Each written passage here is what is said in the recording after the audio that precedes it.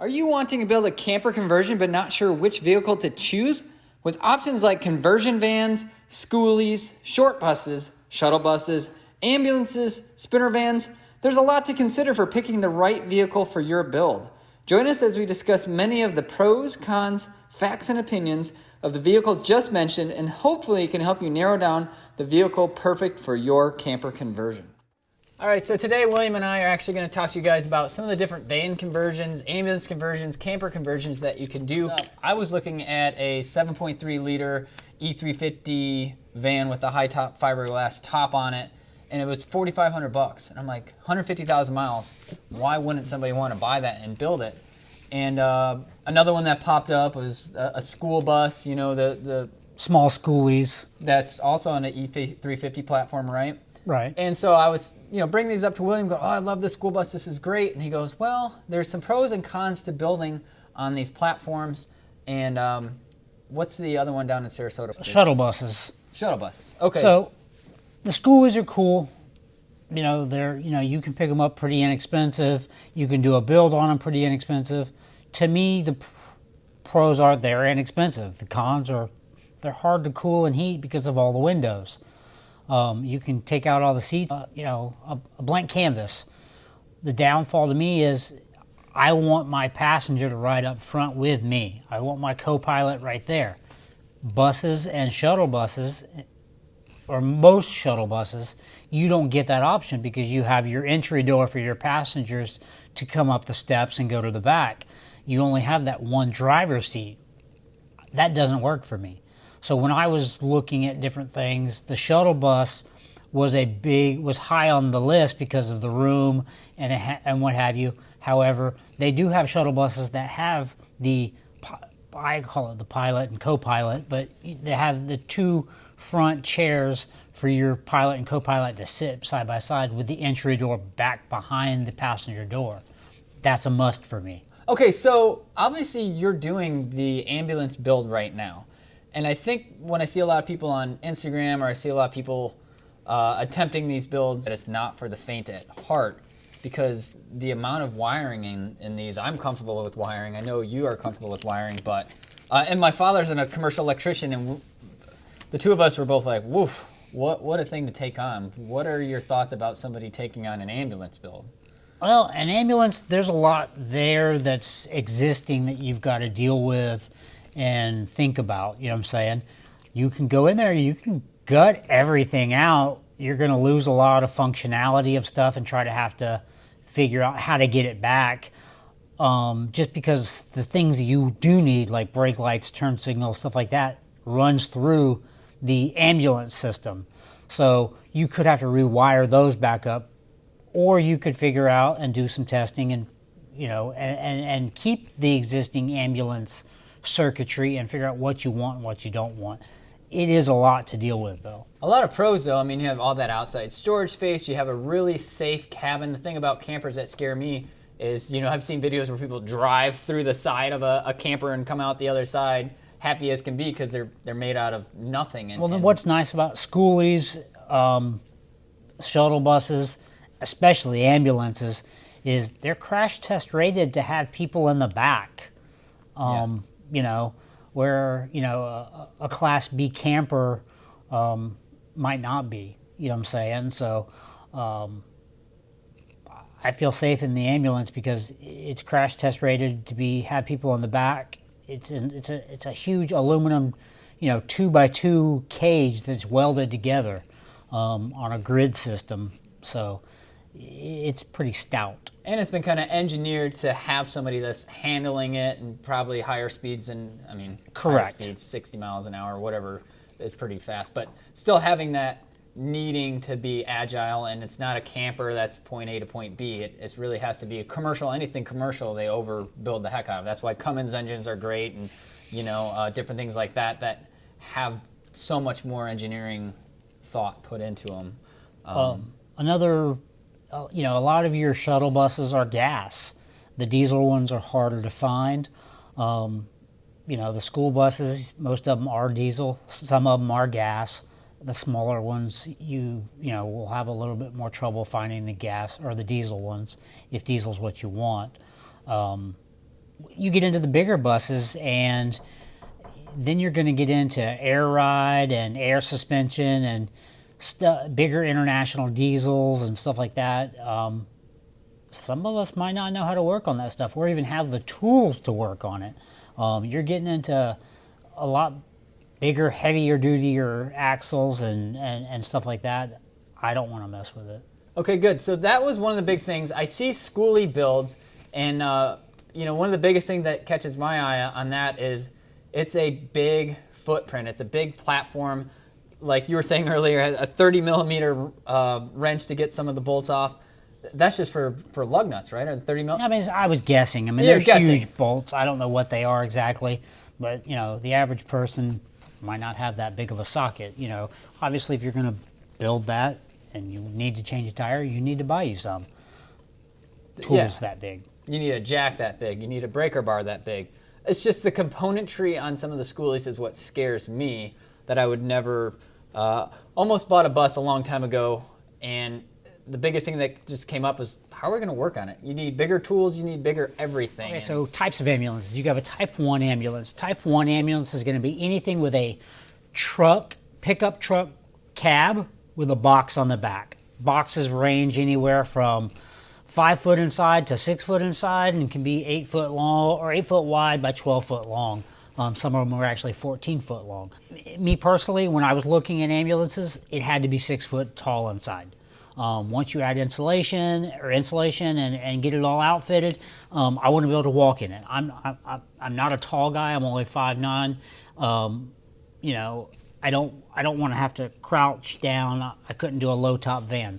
That's my big thing with ambulances. I want to be able to walk in them.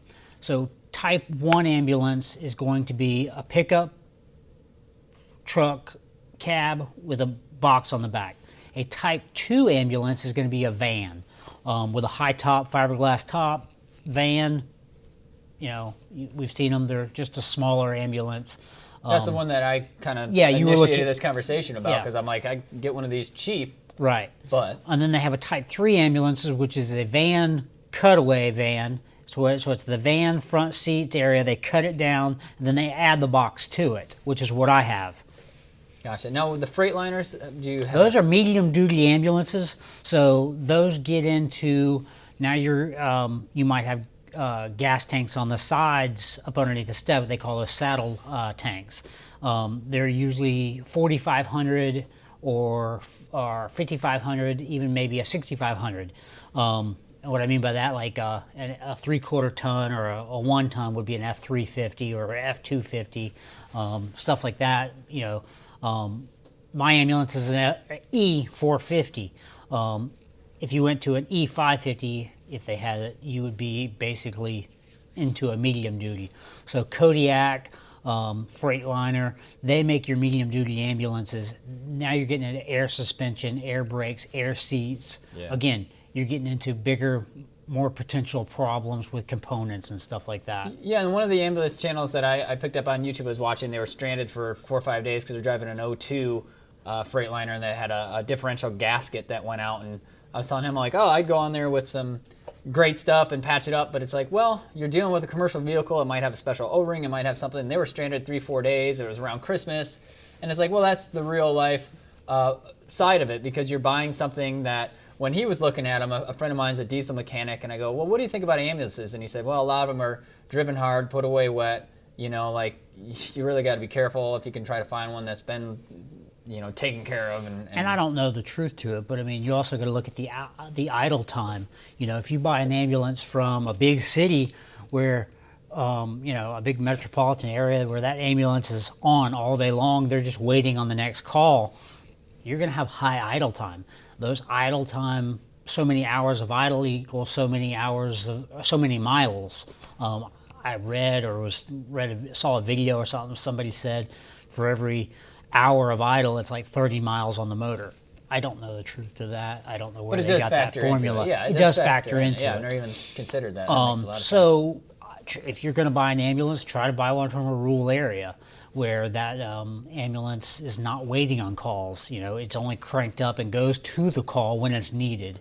It could sit for a day or two. Like your bomb squad, his being a retired bomb squad one, that was probably in terms of... In 10 years, they put 4,000 miles on it. Yeah. Prior to that, it was an ambulance, but it was more of a rural area where I got it in Texas. Well, another thing I guess kind of come up is talking about Sprinter vans. I know that's huge and popular. A friend of mine was like, hey, I'm going to buy a Sprinter van. What are your thoughts? And I'm like, well, in my regards of knowing some things about the diesel world, I thought, well, as diesels have faced emissions issues and you have all these EGR valves and all these kind of electronic injections and all these things that can go wrong and can be expensive, and as diesels have progressed in the future and having to cope with, you know, all the different types of additives and things that you have to do with it, comes lots of problems and people trying to delete and get rid of the EGR problems, have it retuned.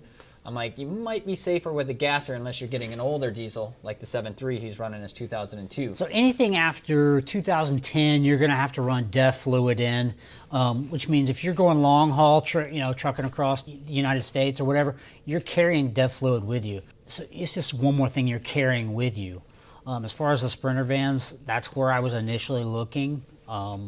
We were talking about doing a build out in one of those. They're expensive. Yeah. They're not cheap. Yeah, you get a blank canvas, you get a shell, but buy a decent one, you're 28, 30,000. Not much more you can be into a new one. I was looking at new ones. I just couldn't justify it, so I decided against it, you know what I'm saying, which is what led me to this. They are stealth. You can park in a Home Depot parking lot or on the side of the road in a neighborhood, and no one's going to know what you're doing. You can pretty much blend into the, everyday, You could paint one like an Amazon truck, and then nobody'd even go park with them at their centers. That's the only advantage to a Sprinter van is they are stealth. Interior, they're nice, but you're paying for that somewhere. They're the cheapest Sprinter I was looking at, 170 wheelbase. I mean, you're looking at 43 to 53, depending on what you're getting. They're not cheap. What about this is a couple off the beaten path vehicles, is the Airstream 190, and then we can talk maybe about some of the Volkswagens from the 80s as well with the pop-up campers. But let's do the Airstream 190, because that's an intriguing vehicle.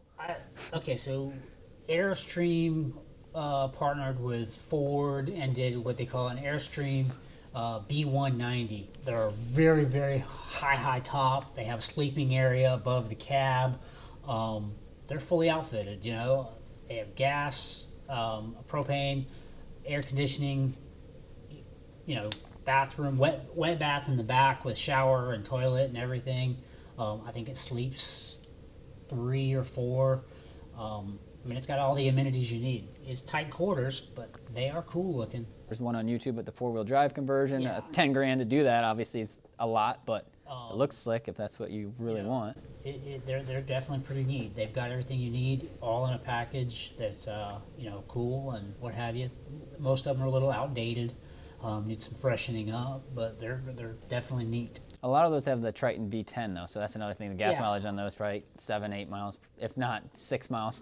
Yeah. 4 to 6 miles per gallon loaded with stuff. Mileage is going to be pretty horrible. Horrendous. Something that big, and it's a loaf of bread going down the road, basically. Never put any diesels in those, did they? I don't know if they did. Be a hell of a conversion. That would be pretty fun. What about, let's talk about the Volkswagens, because they look great. They look great, but I was like, oh man, I'll get a pop-up Volkswagen one, from the 80s or the 90s or maybe the 2000s. It got to be like $5,000. Like $20,000 for those. What's the deal with that? It's a cult following. From a Volkswagen guy. This guy's had... I've had Volkswagen before, so both of us, it's a cult following. You had your Cumbis and, your bay windows and, then van wagons, and, the van wagons are nice. You can get a van wagon and a diesel, so that's nice. Like in the 90s or 2000s? 90s, 2000s. But how much are those? Like the 30,000 range? No. Some of them. Some of them that are nice. Gotcha. But again, it's a VW. It's a cult following. They bring the money. Are you talking combis from like what era, what years? Like like 60s and stuff Okay, like that. gotcha. You know what I'm saying? And then you went into the 70s when they went into the bay windows, which is And the pop-up. where they have the round window and not the flip ups. Yeah. Or the split windows. Gotcha. And then they went van wagon. Well, when they went into van wagons, they went into water cooled engines. So those are all Gotcha. water cooled. They have a radiator, system, Gotcha. and what have you. Probably split off a lot of the purists. We're probably not interested in those. Correct. And like I said, there's some pretty cool stuff done. I know there's a guy I follow on YouTube. He did a Subaru swap. Oh, nice. Yeah. Nice. One of my friends for Kelly Moss has a 4BT Cummins they were going to put in a van they were looking at, and now they're not going to do the project. I'm like, I'll come take that 4BT off your hands. So. But, there's lots to consider out there. You just got to do your homework and really make sure that everything, all your boxes are checked. I like the ambulance. It's not stealthy, but it's got lots of storage, and you've got a nice big area platform, in a Sprinter van, you might have 2 feet if you do a long galley on both sides, to a bed or whatever you do. I've got 4 foot between my couch and my countertop. So Road Trek was basically a company that did Class B campers with Ford, Dodge, and Chevrolet, and they started back in early 80s, and they still make them today. Now you're buying basically a fully converted, or a fully done camper, but the older ones are nice. They need freshening up, but they have all your amenities, including a bathroom and everything, and kind of like the Airstream. But do you want to build one, or do you want to buy one and freshen it up and get on down the road? Choice is yours. That's the hard part, because we were looking at these, and like the Airstream, everything's there, and it's like, all right, I'm going to buy this for $12,000, and then yank it all out to freshen it up. I mean, there was a pretty good example where the guy freshened it up, but it's like, oh, you got to just take the dive into the cold pool. And I guess that's when we're looking at this E350 that was $4,500, and you're like, well, if I mess it up, just sell the drivetrain or whatever, like it's... I don't think you'll mess it up, but like I said, it's you're just gonna decide on what you want, make sure your boxes are checked and go from there. Like I said, there's a lot to think about. I spent a year picking and choosing and researching and figuring out exactly what I was gonna do. I just didn't hop into it and go, okay, I'm gonna hop on the bandwagon and build a van like everyone else. Like I said, it was a year-long process for me to decide what I needed and for the right vehicle to come along. I guess if it would have came along earlier in my search or in my research, I would have done it. But for the right one to come along, it took about a year. So I'm going to go through and do a recap of kind of the couple videos or vehicles, and kind of go through the recap of a few vehicles and talk about a little quick pros and cons. Over all that, just make sure we kind of covered our bases, because I know we could talk about this for hours probably. Right. He could definitely go on and on, but we just kind of want to give you guys a brief insight, because as I'm thinking, this is a really cool thing. I'm sure there's lots of people that would like to pick someone's brain that has spent so much time researching this. And I'm just going to throw one little bit of info out there. If you are going to do the Schoolie thing, I'm a Cummins guy. I had a 12-valve Cummins and a 63 C10, and I love that. The engine was so great. So if you're going to actually do the big school bus conversion, you get a 96, 98. There's got the 12-valve Cummins that is a heck of a good motor. Do the killer dial pin on that, and you're ready to rock. So if I were in that Schoolie, this is just my little bit of knowledge, that would be the bus I would hone in on. That engine is so tried and true with so many other vehicles. Sure. You can pop one of those in it. And I'm sure they make a 24-valve offering into that, and some of the other Cummins that don't get down into anything past 2010, I would be leery. I'm sure International had some pretty good stuff in that sweet era probably. And that's kind of the difference with some of the engines, is the Power Stroke diesel that's in his is an electronic injection, so it's a little bit more complicated, where the 12-valve is completely mechanical. Yeah, the parts are everywhere. They had them in Dodge trucks. You get parts at Advanced Auto Parts. So that engine in any type of vehicle, the problem is there's a Dodge camper. So I've seen the Dodge platform for like a 3500, 2500 Dodge Ram. We just looked at one the other day. They had the camper in the back, but that's still that chintzy sheet metal camper on the back Yeah, end of a truck. Someone built that. Oh, you know what I'm okay. saying? That wasn't like a factory camper. Oh, Somebody it wasn't. built that. So somebody added that camper box onto Gotcha. a Dodge frame Gotcha. that originally had a pickup truck bed. Gotcha. Oh, the Toyotas. Well, the Toyotas. What is that I don't called? know. They made them in the 70s and 80s. I don't know what. They run forever. They run forever because they're a little Toyota, but they're a little Toyota two-wheel drive pickup cab with a big camper on the back, and they look huge. They're kind of depressing looking. They're kind of sad. Yes, but they're cool. I don't want to. They're I don't want to definitely- make people feel sad about their. No, they're definitely neat. I would own one. I would love to see a four-wheel drive one. You know, just because it sit a little higher and looked a little more manly. That's what I meant. I haven't seen an exciting one. You Right. know, like you're just like, oh, that looks like it's from the 80s. It looks like it's going to sit in someone's yard. Yeah, it needs to be driven. Let's recap. So, Schoolies. Pros of a Schoolie is you can get them cheap, right? They're pretty plentiful. You can get a shorter one. You get a longer one, depending on how big you want to Multiple go. Different sizes, you know. Yeah, those are the pluses. Lots of headroom.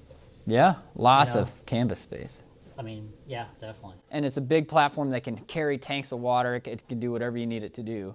Cons of that, Cons obviously. of that are, you know, you've got one driver's seat, in my opinion. Yeah, it's a big con. Like I said, I want my person up next to me enjoying the ride. Other con is they've got a ton of windows, and a ton of windows means they are hard to cool and hard to heat. You're going to have to insulate it really well, and if I were doing a Schoolie, I would do quite a bit of window deletes. Yeah. I would put up new sheet metal in areas and delete windows. I would limit my windows. So that's just me. And I think the other cons that we came up with was just purely the mechanical nature of it, that you have to Yeah, carry the a bigger jack they that's are, this big and a breaker the bigger bar. the bus, the bigger the tools are going to have to be. Okay, so that's kind of the Schoolies. Now, on that same vein of the Schoolies, let's talk about the E350 Schoolie style, where it's pretty much like a van with a bus on it. It's just a van. I mean, you know, you're dealing with, you know, smaller axles, a regular gas or diesel engine, that are the parts are readily available. Yeah. Rear of it, you got lots of headroom. You should be able to stand up in it. Cons, windows again, hard to keep cool. One driver seat. Something we didn't mention on the Schoolie or the shuttle buses is when we're talking about doors and access and all that stuff, is some of them, a lot of them, I would say probably the majority of them, have the handicap door, platform, elevator, hydraulic lift. You got to contend with that. So they have them. I mean, like I said, I almost before I bought the ambulance, I was literally like calling the dealership, ready to go down and look at it. They had a shuttle bus with no handicap lift and the two front driver seat and passenger seat with the doors, with the passenger entry. It didn't have to deal with a lift with that ugly set of doors on the side and all that stuff. So it's just another thing to think about. What was kind of the price range on that shuttle? It's 12, I think, but I think it was 54 or 60,000 miles, and it was a diesel. You know what I'm saying? It was low mileage. It might have been 80,000. Yeah. It was a diesel, and it was low. But finding a diesel low mileage in those with the other things that I wanted, I only saw 2 of them in a year that I saw. Gotcha. We want to say the ambulances. I know we'll kind of wrap it up here, but the ambulance, one of the big things we said is the amount of overbuilding that they all so much stuff you have to remove, all the different suction pumps and wires and. Right. Lots of stuff to take away, but lots of exterior storage. If you can not cut away that and still get your build like I did, I mean, I took out, other than like 3 inches of my battery box, I left all my storage and rebuilt the entire interior. Didn't reuse anything. You know, a lot of people leave the storage and use half the interior as part of their build, and that's nothing wrong with it. It works. It just wasn't what I was looking for. So yeah, you get a lot of storage in the Type 1 and Type 3 ambulance. Gotcha. And there's cons to everything. I mean, the pros being that it's safer as well. Cons being some of the bigger Freightliner ones where you have the air ride and just Also cons of being a commercial vehicle, the idle time, the run time. I've kind of been, wouldn't want to say beaten on, but ridden hard. So you really have to find a good example on one of those. Let's talk about the E350 type conversion van platforms. I guess we can kind of encapsulate those, like the Airstream and all that. What's smaller space? Smaller space, I mean, they're not, I don't think they're quite as tall as, some of them aren't quite as tall as like the Sprinters and stuff like that, but you got Chevrolet, you've got, the Dodge, you got the Ford, they all have one, they all have a high top. It's just, Ford has an extended high top that you can get into.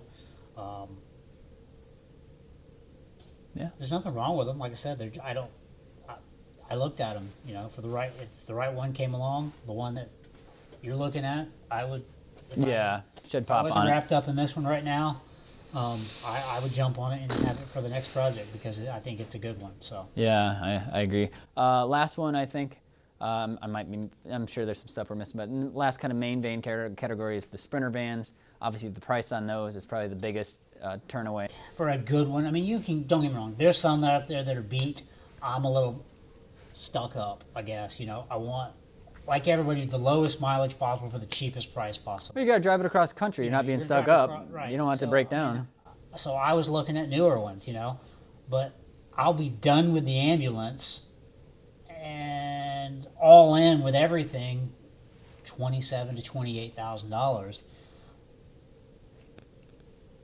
I couldn't get into a van by itself for $28,000 to $27,000. Still have to sink another 8 to 10 into it, depending on whatever. So, I just thought it was a better, I went with a little higher mileage vehicle, but you got to weigh out your options, I guess.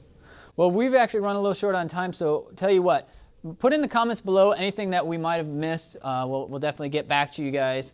William and I are always here. Maybe we'll come up with a second video. Say, hey, if you guys have another video that you want to kind of pick his brain about that we can kind of bring your way, we definitely would love to do that. So thanks for watching, and we'll catch you guys in the next episode. We're going to have a really good reveal with the bathroom coming up here pretty soon whenever we get finished. We're getting smoking close to that and wrapping this baby up. So we got to find another project. So yeah, somebody's got to buy a conversion van. Not sure who's that's going to be. You're next.